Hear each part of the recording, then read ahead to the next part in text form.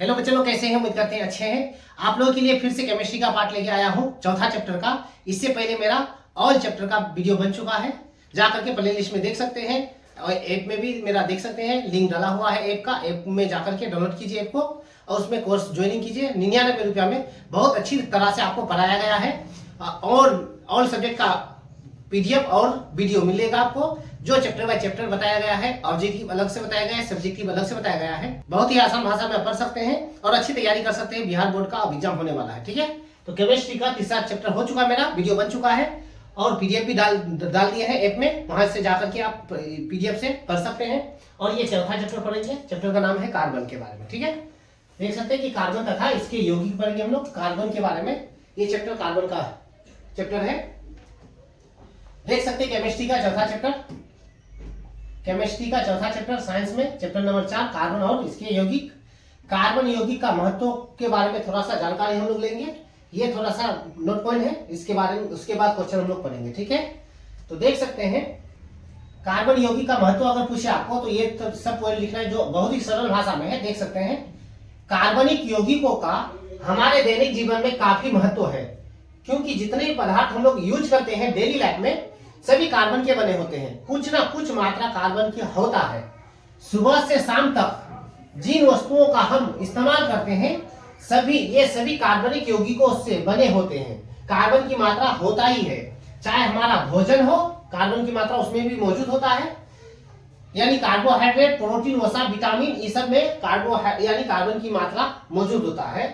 चाहे कपड़ा पहनते हैं या कागज हो या चमड़ा, साबुन, रंग, प्लास्टिक आदि, ये सभी जगह हम लोग का कार्बन पाया जाता है। कार्बन यौगिक से हम लोग घिरे हैं। तो कार्बन यौगिक का महत्व लिखने बोले तो ये सब नोट पर आप लिख दीजिएगा। ये कार्बन यौगिक के बारे में हो जाएगा, जो बहुत ही सिंपल भाषा में और सरल भाषा में है। आपको हर हालत में याद करने में दिक्कत नहीं होगा। बहुत ही सिंपल परिभाषा है, देख सकते हैं सिंपल परिभाषा। आपको याद करना नहीं पड़ेगा, ओनली रीडिंग करना पड़ेगा। 2 बार रीडिंग कीजिएगा तो याद हो जाएगा। अब नीचे क्वेश्चन लिखा हुआ देख सकते हैं, कार्बन किसे कहते हैं। तो हम लोग कार्बन के बारे में जानकारी हासिल करेंगे। पृथ्वी पर पाए जाने वाले तत्वों में कार्बन एक प्रमुख एवं महत्वपूर्ण तत्व है। पृथ्वी में जो पाया जाता है कार्बन, हालांकि तत्व तो बहुत सारे तत्व पाए जाते हैं। अब तक 118 तत्व ज्ञात हो चुका है। उनमें से 92 तत्व तो ओनली धातु पाए जाते हैं, बचा खुचा अधातु उपधातु होते हैं। तो उसमें से कार्बन ही एक ऐसा तत्व है, कार्बन ही एक ऐसा तत्व है जो महत्वपूर्ण और प्रमुख तत्व है। इसकी परमाणु संख्या कितनी होती है? 6। इस पॉइंट को भी याद रख सकते हैं आप। कार्बन की परमाणु संख्या 6 होती है। C से कार्बन लिखा जाता है। तथा संयोजकता कितना होता है? 4। देख सकते हैं 6 अगर परमाणु संख्या होता है तो पहली कक्षा में इतना होता है 2, अंतिम कक्षा में 22वीं कक्षा में 4 बचता है, जिसका संयोजकता होता है 4। कार्बन भूमि में यानी जमीन में, वो वायुमंडल में बहुत ही कम मात्रा में उपस्थित है। जमीन और वायुमंडल दोनों मंडल में पाया जाता है। कार्बन वायु में भी पाया जाता है और जमीन में भी पाया जाता है, उसमें उपस्थित है। पृथ्वी की ऊपरी सतह में 0.02% पाया जाता है, पृथ्वी की ऊपरी सतह में, तथा वायुमंडल में हवा में यानी 0.03% कार्बन मौजूद होता है। जो ऑब्जेक्टिव आपको आ चुका है, आता भी है बार एग्जाम में, इसको याद रखिएगा, ठीक है। तो ये हो जाता है कार्बन की परिभाषा। तो आप कार्बन की परिभाषा इस तरह से बता सकते हैं, पृथ्वी पर पाए जाने वाले प्रमुख और महत्वपूर्ण तत्व है कार्बन, जिसकी परमाणु संख्या 6 होती है, जिसकी संयोजकता कितना होती है? 4 होती है। देख सकते हैं 4 होती है। ये भूमि और वायुमंडल दोनों में पाई जाती है। भूमि और वायुमंडल दोनों में पाई जाती है। यानी भूमि में ऊपरी सतह में, पृथ्वी की ऊपरी सतह में 0.02% होता है और वायुमंडल में हवा में 0.03% उपस्थित रहता है। हर हालत में याद कर लीजिएगा, ये क्वेश्चन इसका खास होता है, ठीक है। नेक्स्ट क्वेश्चन है, कार्बन का अपर रूप कौन होता है। तो हम लोग कार्बन का अपर रूप जानते हैं कि हीरा और ग्रेफाइट कार्बन से ही बना होता है, इसलिए इसके कार्बन का अपर रूप कहा जाता है हीरा और ग्रेफाइट। हीरा चमकीला पदार्थ है, जानते हैं, अधिक मात्रा में कार्बन टकराता है तो हीरा पैदा होता है। और ग्रेफाइट में तो खैर कार्बन की मात्रा है, जिससे हम लोग लिखते हैं, पेंसिल को कहते हैं, ठीक है। देख सकते हैं ये पेंसिल में ये जो दिखाई दे रहा है नुकीला, इस नुकीले को ही हम लोग क्या बोलते हैं? ग्रेफाइट कहते हैं, ठीक है। ये कार्बन का अपर रूप है। नेक्स्ट क्वेश्चन पढ़ेंगे हम। क्वेश्चन नंबर 3 में लिखा हुआ देख सकते हैं, हाइड्रोकार्बन किसे कहते हैं, यानी हाइड्रोजन और कार्बन दो पार्ट मिलकर के क्वेश्चन पूछा है, हाइड्रोकार्बन किसे कहते हैं। तो हाइड्रोजन और कार्बन का योग होगा वहां, हाइड्रोजन और कार्बन के योग से जो पैदा होता है मीथेन, उसको क्या कहा जाता है, हाइड्रोकार्बन कहा जाता है।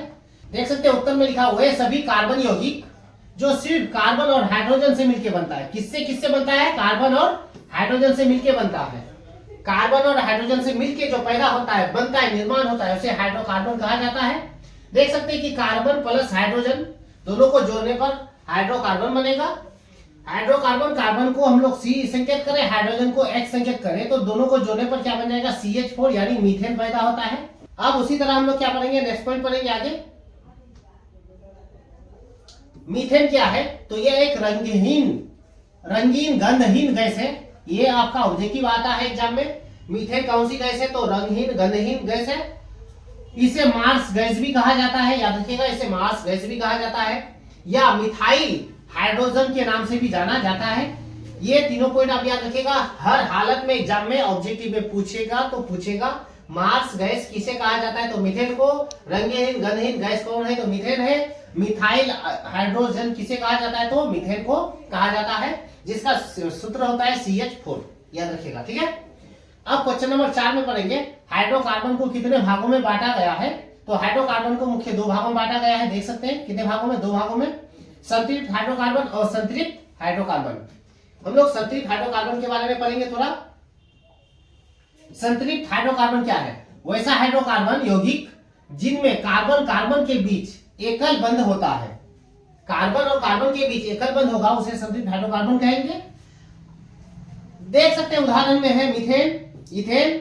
इसको इस तरह से भी दर्शा सकते हैं, देख सकते हैं कि C कितना बार है, इसी को पहले दिखा देते हैं। C एक बार है और हाइड्रोजन कितना बार है, 4 बार। एकल बंध द्वारा क्या होता है, जुड़ा होता है, इसी को हाइड्रोकार्बन कहा जाता है, संतृप्त हाइड्रोकार्बन।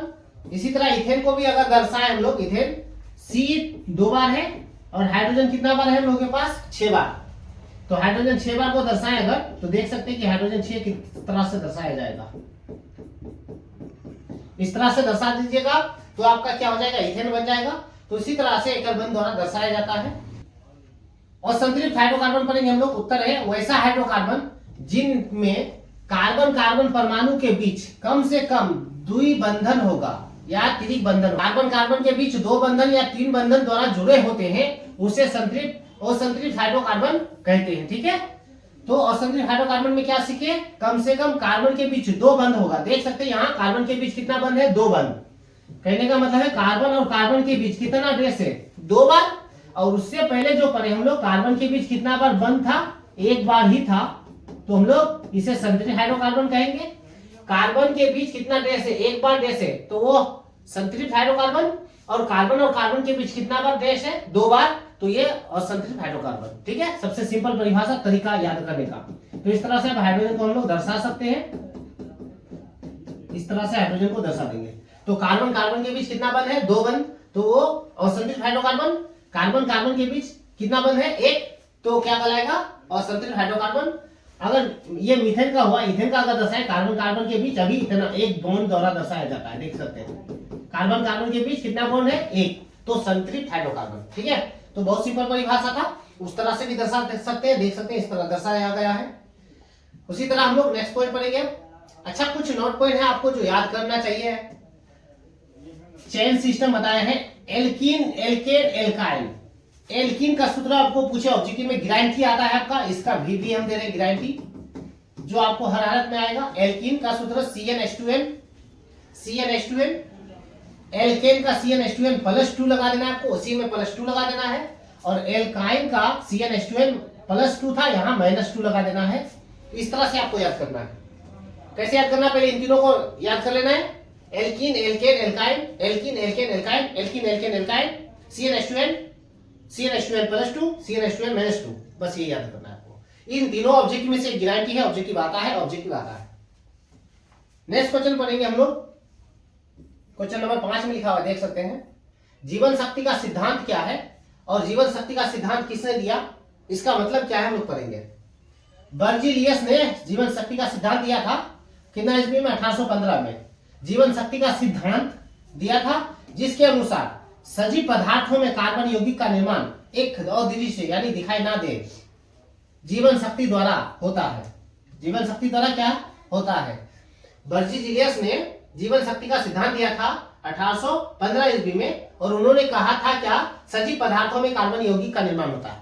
जितने भी सजीव पदार्थ है उसी से कार्बन यौगिक का निर्माण होता है, उसी में होता है, बाकी और अन्य पदार्थों में नहीं होता है, निर्जीव पदार्थों में नहीं होता है।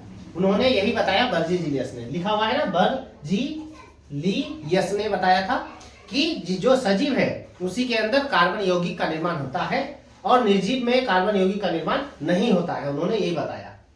या में अथवा में आप देख सकते हैं दूसरा परिभाषा उसका, प्रारंभ में ऐसी मान्यता थी कि कार्बन यौगिक सिर्फ सजीवों स्रोत से ही प्राप्त किए जा सकते हैं।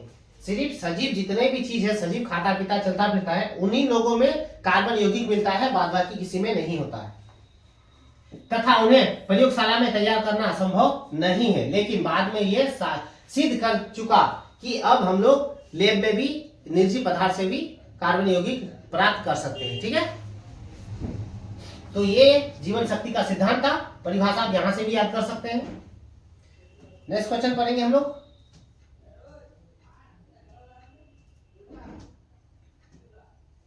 क्वेश्चन नंबर 6 में है कार्बन यौगिक के सूत्र को लिखें। तो उत्तर होगा, कार्बन यौगिक को जिस नियम के अनुसार दर्शाया जाता है उसे कार्बन यौगिक सूत्र कहते हैं।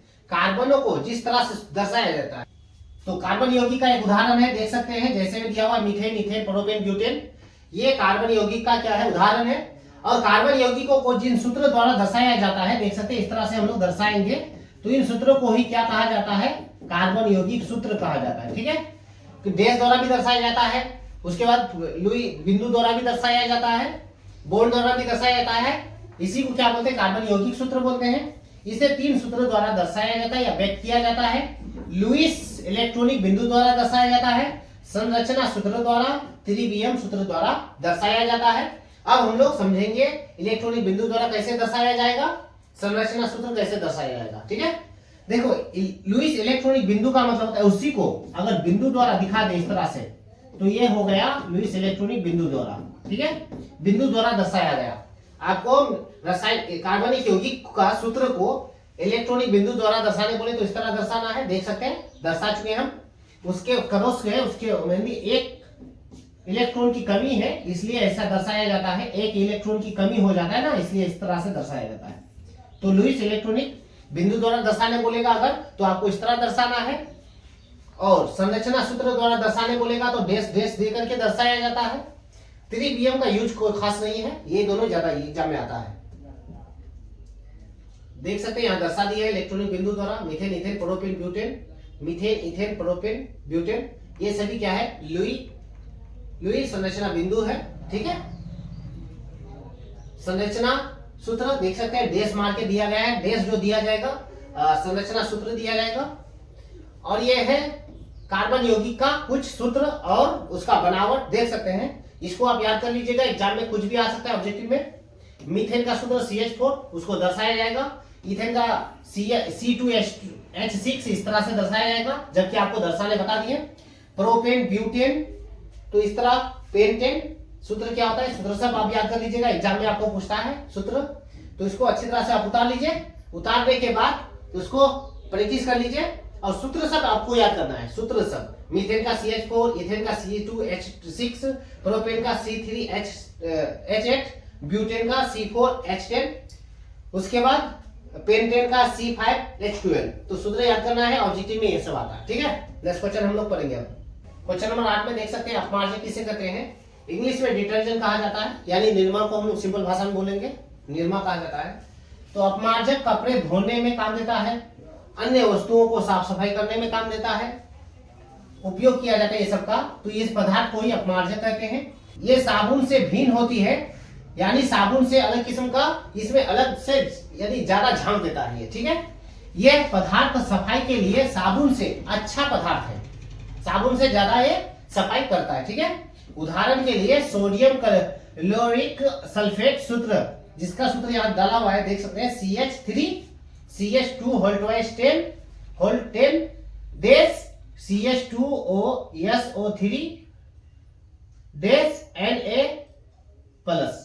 ये पूरा अपमार्जक का सूत्र है, जिसे हम लोग सोडियम लोरिक सल्फेट सूत्र कहते हैं। ठीक है, ये आपको याद रख लेना है और अपमार्जक का सूत्र याद रख लेना है। सूत्र सब नया क्वेश्चन नंबर 9 में लिखा हुआ देख सकते हैं, समजातीय श्रेणी किसे कहते हैं।